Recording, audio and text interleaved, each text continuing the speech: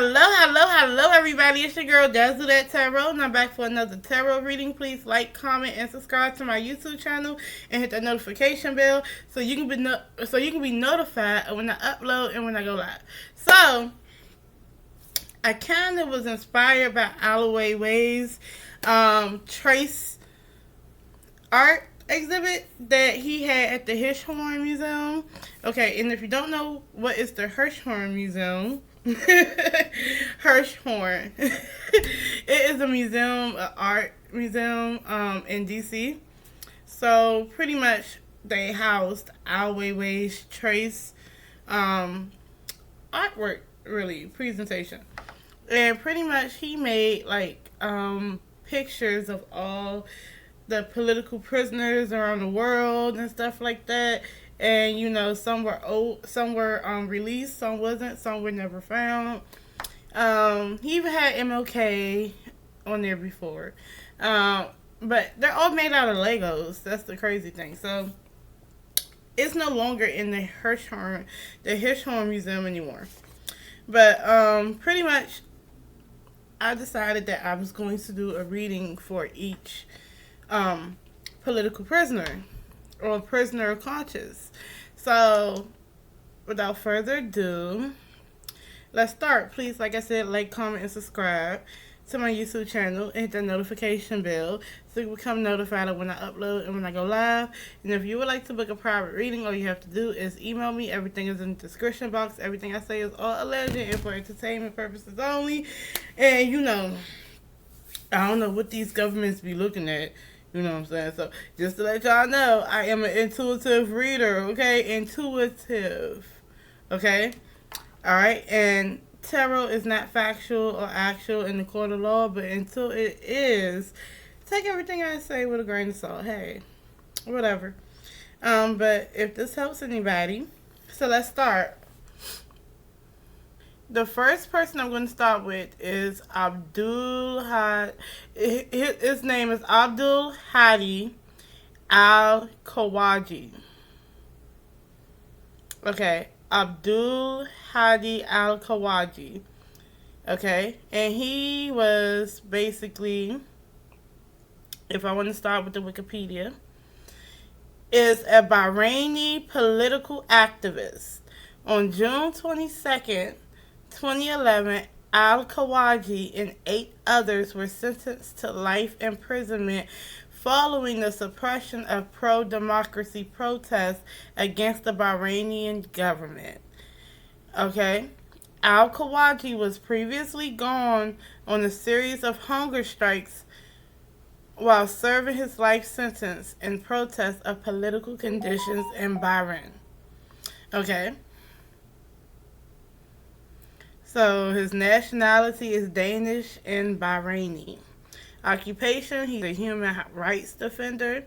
And years active is from 1979 to present. Criminal charges is organizing and managing a terrorist organization. Attempt to overthrow the government by force in a liaison with a terrorist organization working for a foreign country and the collection of money for a terrorist group.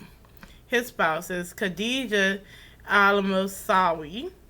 His children is Miriam and Zanam and 2 other daughters, okay? So, pretty much, he is former president and co-founder of the Bahrain Centre of Human Rights, BCHR, a non-profit, non-governmental organization which works to promote human rights in Bahrain. He has held a number of positions and played various roles in regional and international human rights organizations. Okay, so basically, they called him a terrorist, okay, and going against the government, basically, and trying to overthrow the government. But he's actually a human rights activist, okay? And it all came from what I remember about the Bahrain's uprising, right? It came from the Arab Spring uprising. And you had different Arab countries basically going through protests and stuff. Like, just think about, like, When America, I guess they started protesting, like, in the 70s and stuff like that. And, all these new concepts start, you know what I'm saying? But what happened was with the spring up, the Arab Spring uprising was supposed to bring forth change. Basically, it was a lot of like high school kids too. You know how they go out and protest and want to change and feel good vibe and stuff, and they would go to this area in Bahrain. It was like, I forgot what it's called, like a square, and they were protesting stuff. But see, what happened was one of these countries, when it happened in Bahrain asked another country, I think it was Saudi Arabia or something like that, or whatever it is, somewhere over there for help. Don't quote me. To stop the uprising. So they had other people coming in, right? And what they did was messed it all up, crushed it violently. They violently crushed those protesters, and from what I remember reading a while ago, they violently crushed the protesters, and not only that, like I think they even had a website up on if you seen people, or maybe that was a different one. But either which way, they had a way of people coming in informing them if they seen someone at that protest, if they recognized anybody at that protest, and when they found out who was who, they'd go to their house, lock them up, or even lock their family members up as well. Doing crazy stuff, and they were torturing people. Okay, when they were locked up, and people got hefty sentences like war criminals, and they never had guns. But when you actually talk to some people, like as far as like some interviews, or like I even seen like comments, back in the day when I was reading up on it, and they would talk about how it was different fractions. So how you got a ruling class that's one fraction, then you got the other class that's not the same as that class or whatever, and they were clashing, and they were trying to make it seem like the other class was the problem. A whole bunch of little crazy stuff, right? Just crazy stuff that I was reading, but I don't know everything. But we're going to talk about this guy here, and hopefully everything's okay with him, because not only that, his daughters became political activists as well. So his daughter, I think she sought asylum elsewhere or something like that, because she feels like if she goes back to Bahrain, they're gonna imprison her, because at one point I think she went back and she was in prison, but I don't know where she's at now. I don't know what's going on now. I haven't really looked it up lately. And with the other daughter, she had protests, and she ended up like getting arrested a couple of times as well. With Abdulhadi Al Khawaja, I think that he was on hunger strikes, and when I seen pictures of him, like the pictures that they were able to get of him, he was very skinny and very emaciated or whatever. And basically, after a while, their daughters was like they couldn't get in contact with him, or they wouldn't let him get in contact, or let him have visitors, and just crazy stuff. So I want to know. And he has a life sentence because he was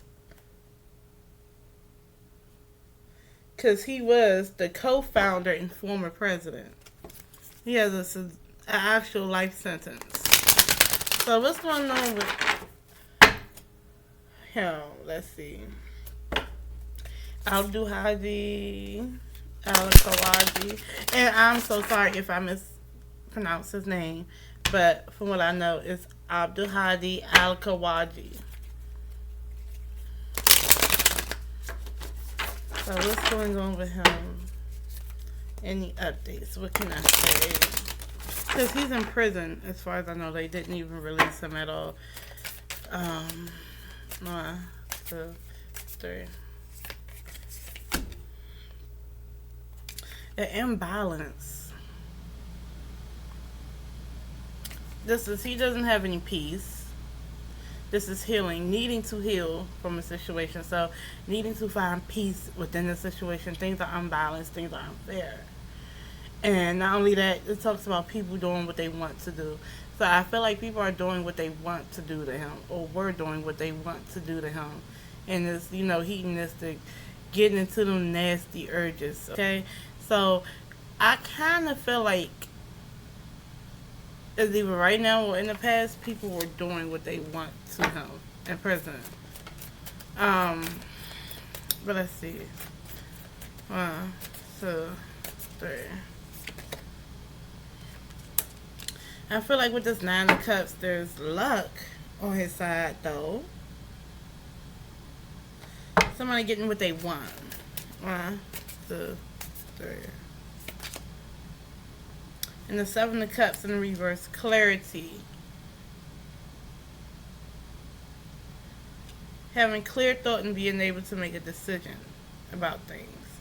So you have all that going on, but this is all emotional. So this is all water. And temperance is about emotions and healing and things like that. It deals with water too. It's about an imbalance. So I kind of feel like maybe there's something that happened that actually made him happy, or made him like some type of happy. And strength right here. Strength in adversity. The back of this is judgment. Okay, like being done. I wonder if anything.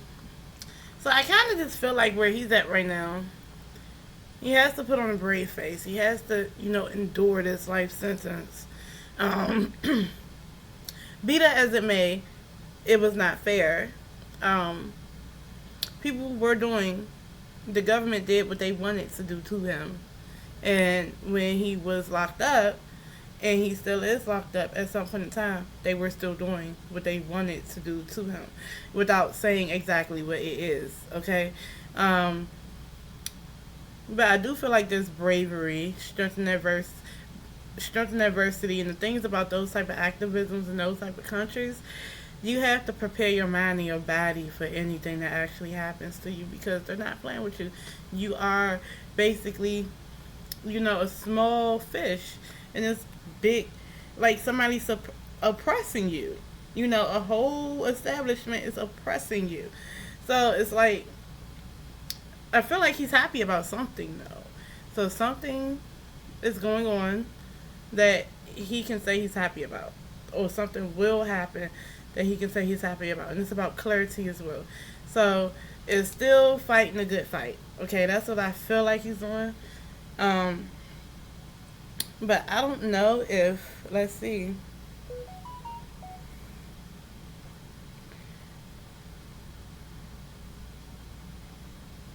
But see, I don't know if, I never seen anything updated on him.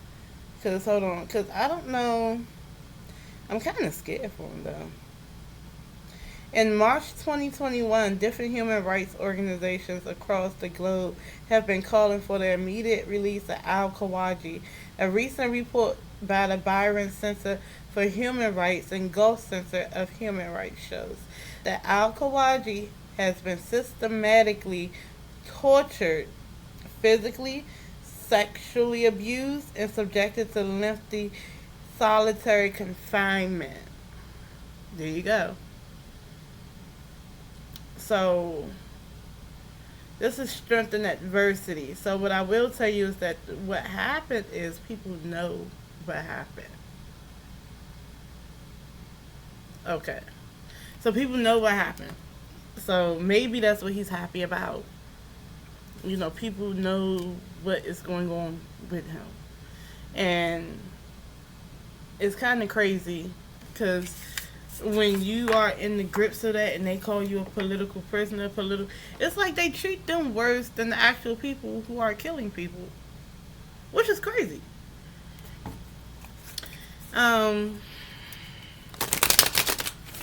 they're giving football numbers for protesting, okay? I mean, jersey numbers. Alright? Or they just outright just saying life. And that's what they want to do to him all his life in there. And so he does have to have strength. What's coming up? Will he ever get out of prison? You know what? It's two things I want to tell y'all about me. A lot of times when I'm really into a reading, it's a lot of things like I get in my head and I don't say, because I kind of felt like that sexual abuse was happening a lot in that prison system, and it's not by, I don't believe it's by cellmates at all. They're being really, and also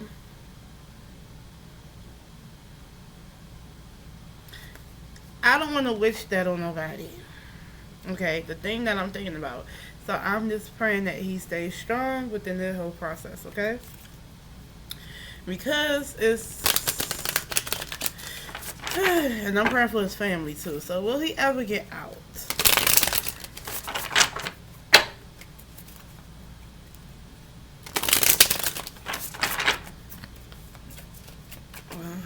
The, the, the Seven of Spears. Well, the stuff that they put on him is baseless. Okay, it's baseless. I mean, you look at what happened. You look at what. There's no stalking what they put on him. The Death in the Reverse. There's no transition for him. The Five of Cups and disappointments and grief and loss. So, and then the crazy part is that I feel like they martyred him. Because the Hangman is in the reverse on this part. I feel like he's a martyr. Right? So,